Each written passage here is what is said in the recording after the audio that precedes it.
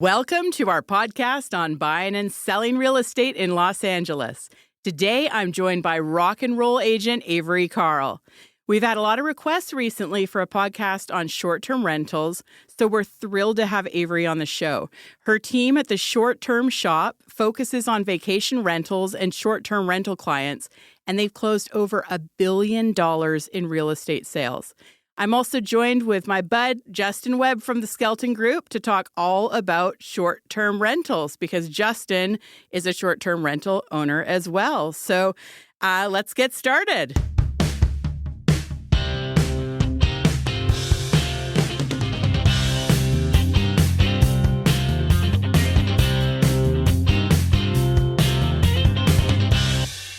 So Justin, we're back. We're back. Hallelujah. It's good to see you. It's good to see you. I feel like we're in this weird limbo place right now. Like we're in this weird place of limbo with COVID. It's like people are mostly still wearing masks. I see a few people not. Those are probably all the people that have already had COVID like twice. It just feels weird right now. I feel like everybody just is ready for this damn pandemic to be over. However, we're in this weird kind of limbo place right now. Do you feel that? Totally feel that. And it's kind of strange, in this city where it's just like overnight people are just like, I'm not going to stand 5 feet away from the next guy in the grocery line. It was like I'm not going to do that anymore. There was just no memo went out. It just sort of like everybody just kind of got over it at the same time. Because we have a newborn, I'm still kind of, we're still careful. Especially right around the birth. We didn't want the whole hospital experience to be awful. Congratulations on becoming a father, by the way. You have a new baby. Thank you. It's so exciting. But she's still very small, so we try and not take extra risks, but I think everybody's loosening up a little bit. If my mom comes over, she's give her the baby and we're not congratulations. That's vaxxed amazing. And boosted people. Yeah. Or you gotta live. Yeah. At some point we'll have to start going back to somewhat normal. And we actually, speaking of that, we actually have Natalie Salins from Movement Mortgage on the next podcast. And we're going to be talking a bit about what's going on in the mortgage market. There's some craziness right now with Ukraine and Russia and the stock market, and a lot of things are also in limbo. So we're going to be discussing that on the next podcast with Natalie. But let's get back to short-term rentals. So obviously, we're in Los Angeles. There are quite a few restrictions in LA and by the beaches and those communities with short-term rentals. It has to be your primary residence. You're not supposed to rent. And obviously, these can change at any time. If you have a multi-unit, you're not supposed to Airbnb or, VRBO your property. However, there are some surrounding areas where short-term rentals are really common. And I know you have a cabin in Lake Arrowhead. So tell me a little about the market around there, because I know that's a huge destination for short-term. Yeah, so Lake Arrowhead and the surrounding communities, so, we're talking Running Springs, Crestline, obviously Big Bear's probably the biggest city up there, Twin Peaks, Crestline, Cedar Pines Park, a lot of little communities, and they're all San Bernardino County, and they all share the same rules. So pretty much, they want the tourism. They're at least the government doesn't seem to be discouraging short-term rentals. They do have rules. Be careful when you're buying about, parking. Like if you don't have off-street parking, then you could buy something and they'll be like, well, now you have to build a $30,000 parking deck before you can rent it out. So, oh, wow. And the whole application process, everything else is more like regular stuff, like smoke detectors and fire extinguishers and you have to have like a little light in every room, like a little flashlight in case the power goes out. Interesting. Yeah. But what's nice about those communities compared to the insane prices that we're all used to here in LA is that, you can still buy a pretty decent cabin for $300,000 that, you choose the right one that cash flows. That's amazing. $300,000 What would you say is a typical nightly, not surge pricing, not some big event, but a typical nightly rent for, let's say, a 2 or 3 bedroom cabin in your area? So it really depends on the quality of the home. I mean, obviously, if you're on the lake, Right. it's a big difference than being just like in a neighborhood in Crestline. So, but my clients who I've because I own up there, I've gotten into selling cabins, sold a bunch that are being used as like Airbnbs, and they're seeing really high occupancy rates. I know Avery said that's not the number one thing you're looking for. Right. My clients tend to be looking for, Or I guess it would be low occupancy rates, right? Because they're occupied most of the time. well, so by occupancy, the way I was looking at it is like being occupied, but Yeah. maybe I got that backwards. So they're seeing,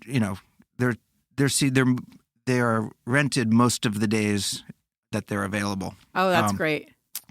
And they're not super expensive. Depending on the quality of the house, $150 to $250 a night, and they tend to, my friends have bought sort of smaller houses.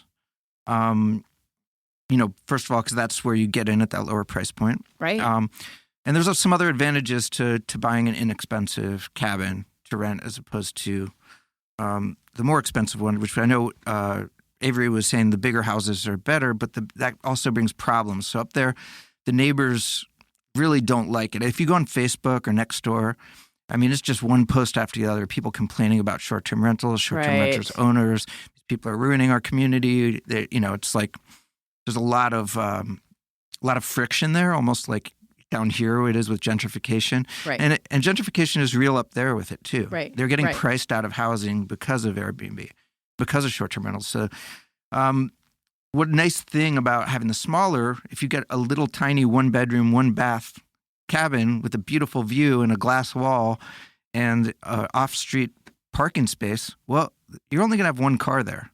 Right. And the value is in the outside of the house just as much as the inside of the house. So it's not like people are going to be spending tons of time inside. They're going to be outside going for walks. And well, if you have a giant 4-bedroom place that you're trying to get, $750 a night, and it's, now you're going to see a lot of people banding together to be like, hey, let's all go up and rent this beautiful place for the weekend for my birthday, and you might have a little bit more problems with your neighbors. Right. That's a really good point. And it's something to be aware of. On the show, we want everybody who's listening to tap into this incredible investment that is real estate.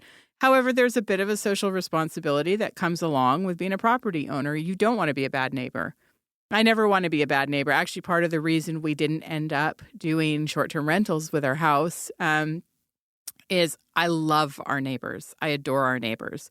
And I didn't want to put that on them because you really do lack a bit of control. I mean, you can vet people, but you don't know, who's going to be loud and who's going to be taking parking in your neighbor's parking spot and all that sort of thing. Totally. When we bought our cabin, pretty much every neighbor came knocking on my door, introducing, "Oh, you're the realtor." I was like, "How do you know that?" Well, they know everything because it's a small town, right? So word travels. But then the first thing that they ask is, "Oh, are you doing short-term rentals?" You shouldn't. Here's a number for a management company that'll do it. Wow. That's interesting. Yeah. So there was a lot of concern there, and I think there's a lot of concern up there. And the other place that's kind of inexpensive intro to STRs and drive, close to LA for our audience, I imagine people searching for the Los Angeles real estate podcast are probably interested in buying one in this area. It would be like Joshua Tree, 29 Palms kind of area. Yeah. And, prices are even lower there than on the mountain. Mm-hmm. The nice thing about the mountain is that it's beautiful in the summer, and you have the lakes and the mountain biking. Like Santa's Village is a tourist spot up there, and then they've got all these mountain bike trails and stuff, and summer activities. In the winter, it's all the Christmassy stuff, and it's Santa's Village, right? So there's all the snow play and the ski resorts and stuff. So You really there isn't an on and an off season. That's really great. There's challenges in the winter with the weather and stuff, but people are interested in renting up there all year round. The desert can get hot, and I don't actually have less experience down there in that market, but I know people are doing really well with that, and seems I'll look up the regulations in deeper, but it seems maybe like it's at least people are doing a lot more off-grid type stuff, and they're listing them out there. I do have a couple friends that do have short-term in that area, and there are more experiences. You know, there's no AC, there's no, it's you're kind of off the grid, but it's cool and it looks amazing, and there's art on the wall, and it's very, very hip. Yeah. And they're doing incredibly well. So, but I think this is really important as a listener to think about if you do have the finances, you've been interested in getting an investment property. I think looking in these outside areas of LA so that you can get in, because it's like anything else with real estate. Getting in is the hardest part. They call it a property ladder for a reason. It's getting to that first rung, and then you have equity that you start building and building and building, and you go up the ladder. Avery is a perfect example of that. Started with one door, and now her business is absolutely booming. And, that obviously comes with an incredible amount of hard work. But, we'd love to help get you in the market. So if you are listening, you don't have a realtor, feel free to reach out to us. We have partner agents all over the country, and we can help you no matter what market you're looking for. So get in touch with us. And yeah, Justin, thanks for sharing all your tips. Yeah, and specifically, if you guys are looking for, I know the mountain really well. I know all those communities. So any questions you have about the, buying a short-term rental, the neighborhoods, the different issues up there, what to look for and what to not. Even if you've got a realtor, you just got some questions, get in touch. Get in touch with us. Here's a buyer's tip. If you're becoming a short-term rental owner, make sure you know the rules backwards and forwards. Understand your responsibilities as a landlord, and also check on the county website to see if there are any restrictions in your area. Avery, we are so excited to have you on the show. Avery's literally written the book on short-term rental investing. Her book is called Short-Term Rental, Long-Term Wealth, Your Guide to Analyzing, Buying, and Managing Vacation Properties. Avery, welcome to the show. Thank you so much for having me. So first of all, we have to talk just a tiny bit because you are also a rocker. Avery is an amazing guitar player. She's traveled all over. Avery, tell me a tiny bit about your music escapades. Oh, I played guitar and bass in a bunch of bands that nobody's ever heard of. Toured the U.S., toured Europe, toured Japan. Had a lot of fun. Made negative money, and that's about it. Did that for about 5 years. I graduated college at like the worst time in the history of the world to graduate college in 2009. So I said, well, I'll keep doing the music thing for a while, see where this goes. And of course it went nowhere. So here we are in real estate. Well, here we are, right? Isn't it funny? We've all gotten to, and we're actually going to have Cher Ross on the show on the next episode. Cher Ross from Vixen is a friend of all of us. And yeah, music is sometimes not the most lucrative, so we have to find other things to pay the bills, right, Justin? Yeah. I was just talking with Mike in there about how, God, I wish I had given up on music about 5 years earlier, and I'd probably have that duplex. Oh, right. Well, you can't time the market. That's something I've learned. Okay, Avery, so you're a badass rocker. You're also a powerhouse with short-term rentals. So we wanted to talk a lot today about short-term rentals. You have a huge team. You guys do so many. So let's start at the very, very beginning. Somebody comes to me and says, look, I've got, my own house, but I really want a property for short-term rentals. What do you think the very first step is for when they're actually looking for their very first short-term rental property? Well, the first step is definitely choosing a market. So the number one thing that you want to look for when you decide, okay, I'm going to buy a short-term rental, I think this is what I want to do, is you want to make sure that you're buying in a market that has very clear, very established regulations surrounding short-term rentals.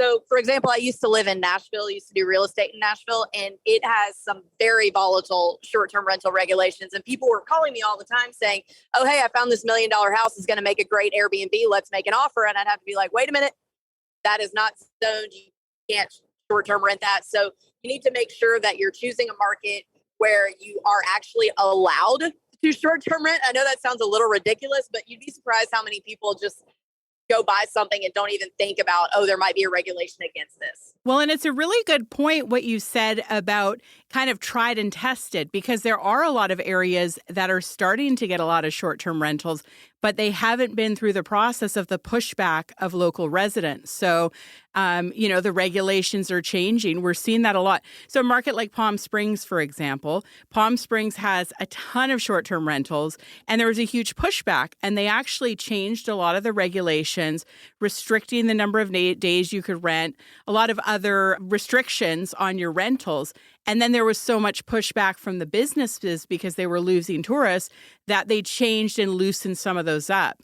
So now I would say that area is a little more established as far as, they've already kind of tested the market and the rules. But a lot of the surrounding areas are banning any rentals under 30 days. So really good point about the area.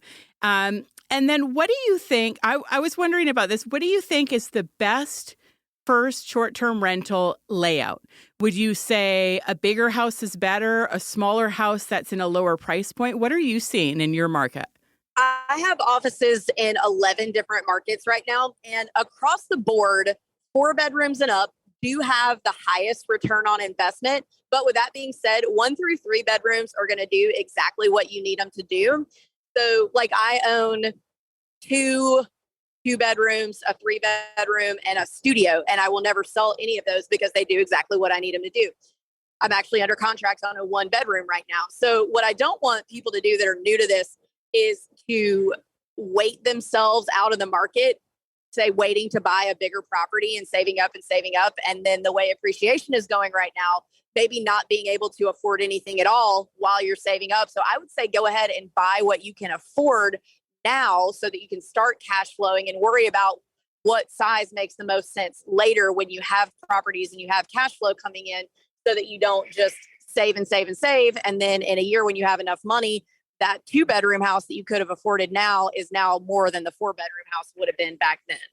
Right. And of course, as also with rates going up, the same price house could cost you a lot more in a year from now if you're waiting. I had another question about, so this is something I'm really interested. I own a property. Right now we have long-term tenants. They're wonderful tenants. We love them. If they ever decide to move, I think we will short-term rental for family, for our own use, for just flexibility. But what actually led me to the long-term rentals was the fact that the management to me seemed a little overwhelming, which is kind of silly to say, but I'm just so busy. What's your opinion on, and I know you talk about this a lot in your book, but I'd love you to share this with the listeners. What's your opinion on property managers versus managing it yourself? If you want to actually be able to cash flow and potentially roll the cash flow from your first short-term rental into more properties, you really do have to self-manage. Self-managing is really, really easy. The way technology is right now, it's really just a few pieces of software like apps on your phone that automate a lot of things for you. Like back when I started, we didn't have a lot of the automation tools that we have now, and it was much more difficult. But now for one property, you're probably spending maybe 30 minutes a week. And so I have 105 doors right now. 8 of them are short terms. The rest of them are long terms. I 100% say for long terms, by all means, get a property manager. But the way short terms are, the average property management split is about 25% of your gross. And to put some perspective on that, if I'd paid a property manager for my 8 properties last year, I would have paid somebody $200,000. So as an investor, Yeah, I've got better things I can do with that 200,000 for, 30 minutes, an hour, hour and a half a week for 8 of them Wow. than to give it to somebody managing it. And then I know you talk in your book about the two most important people that you need to have are the cleaners and an amazing handyman. And I think, part of the getting the reviews, getting the stars, making sure that your Airbnb shows up higher in the searches is, I think, I'm just guessing here, but I think probably the number one complaint against an Airbnb would be the cleanliness. Would you say that's true? Yeah, that's pretty much true. That, and then people not really understanding the location piece of it, and then saying, oh, I thought this was closer, or I thought this was further out, and I thought this was more remote, things like that. But cleanliness is probably the number one thing that you're going to deal with guests. So what are your housekeepers doing? So this is another thing I was thinking about. Like, everything's furnished, you have your sheets, you have things.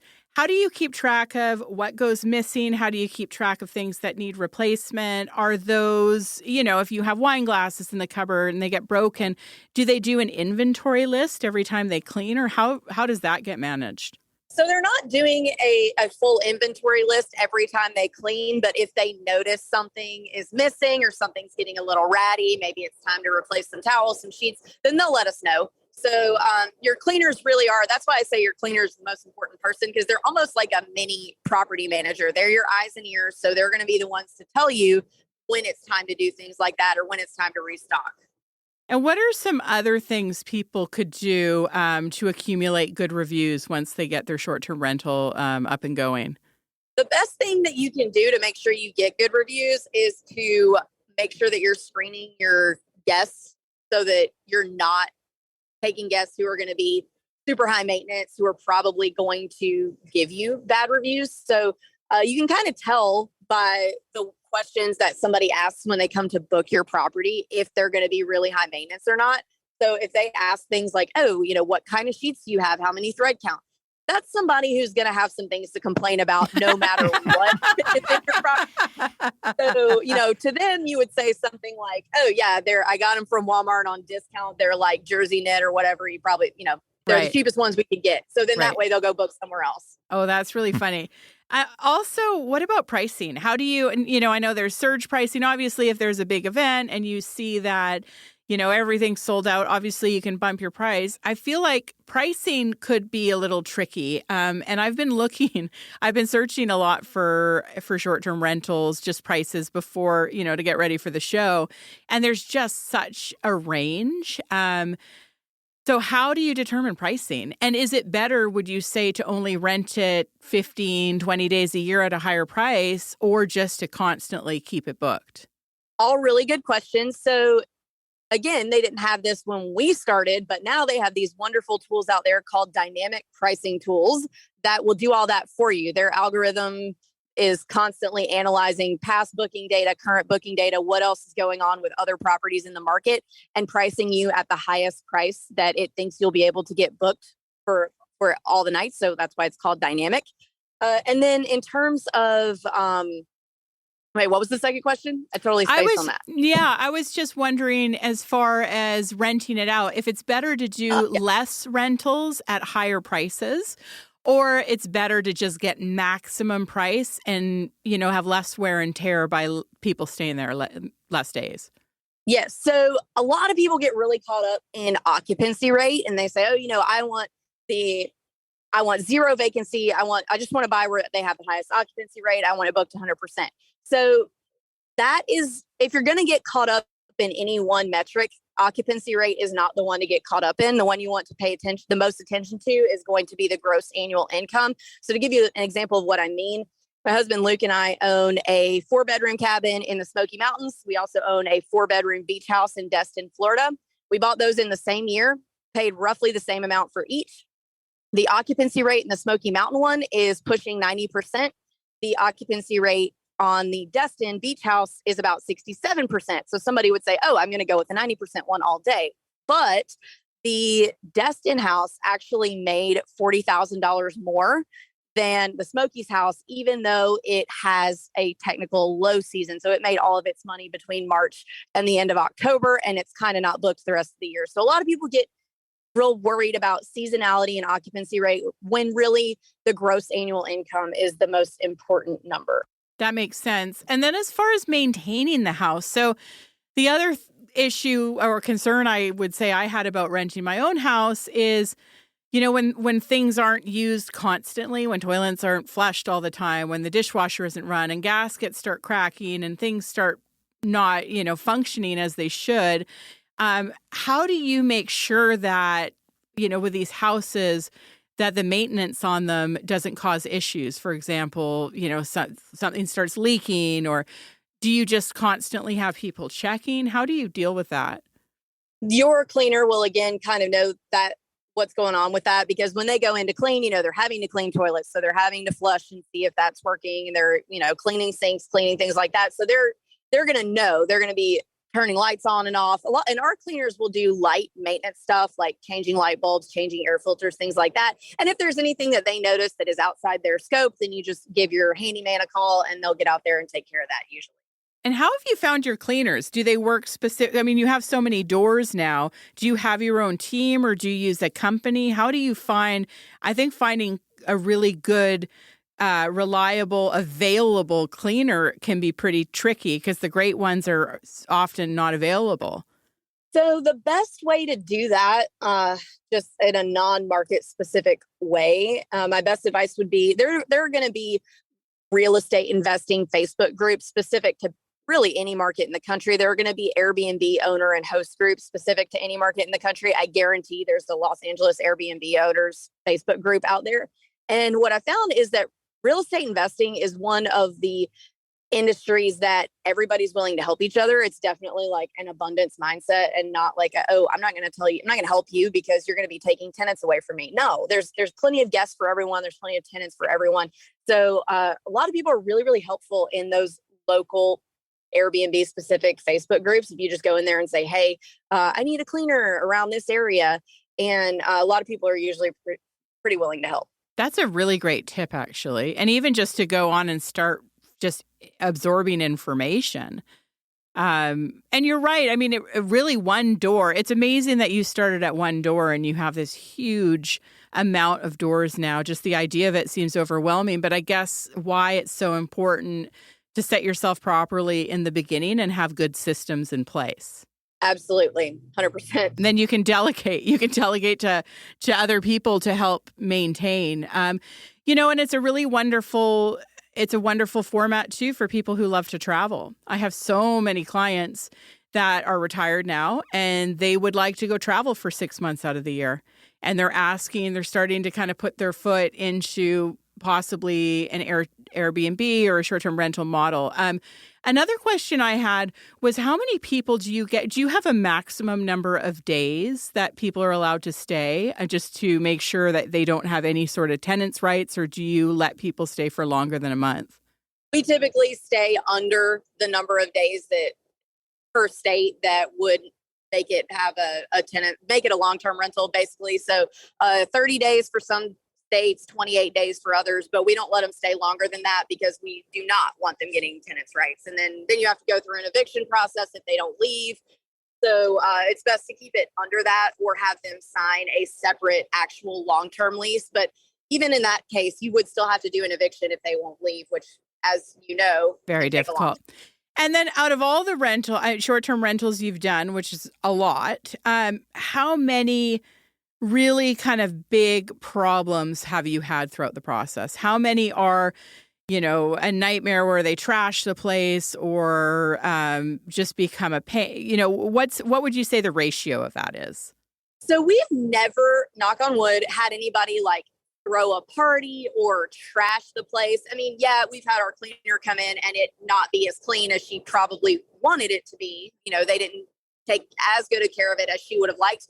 But we haven't had any major parties or anything. I would say the biggest problem that we have are just the general like Karens that will come in and will not be happy with anything, no matter what. Like, people who go into the steakhouse and eat the entire steak and then want a discount because it wasn't cooked the way they wanted it, even though they ate the whole thing already. Right. Right. Okay. Yeah. And it's true. Some people are just looking for a problem. The expression that if you meet 10 assholes a day, that you're the asshole. I love so true. I love That's that so expression. It's like, it's not them, it's you. Yes, that is so true. Avery, this has been so incredibly helpful. We're going to put a link to your book in the podcast notes. So for anyone listening that wants to get Avery's book, Avery, again, thank you so much for being on the show. Hopefully we can have you back on a future episode. We can talk a little bit more and get really into depth, because I have probably 100 more questions for you, but I know you're a very busy lady and you have 2 adorable kids. So you must be very, very busy. Oh, yes. It's pretty nuts around here. But thank you so much for having me. I'd be happy to come on again anytime and talk about anything, short or long-term rentals, whatever you want. Amazing. Thank you, Avery. We'll be in touch. I'll talk to you soon. Thanks so much. Here's a buyer's tip. Did you know lenders will take up to 75% of the market rent for a second or third unit into consideration when they're running the ratios to determine how big of a loan you qualify for? This could allow you to qualify for a significantly more expensive property than you'd otherwise qualify for.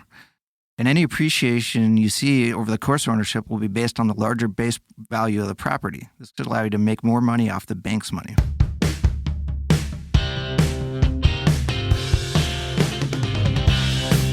Thank you for listening to another episode of the LA Real Estate Podcast. I'm your host, Sara Skelton from the Skelton Group. Thank you to Justin.webb for joining me on the show. And a very special thank you to Avery Carl. If you haven't already, please go out and buy her book called Short-Term Rental, Long-Term Wealth, Your Guide to Analyzing, Buying, and Managing Vacation Properties. You can buy it online. We'll also have a link in the podcast notes. Thanks again, and we'll see you on the next one.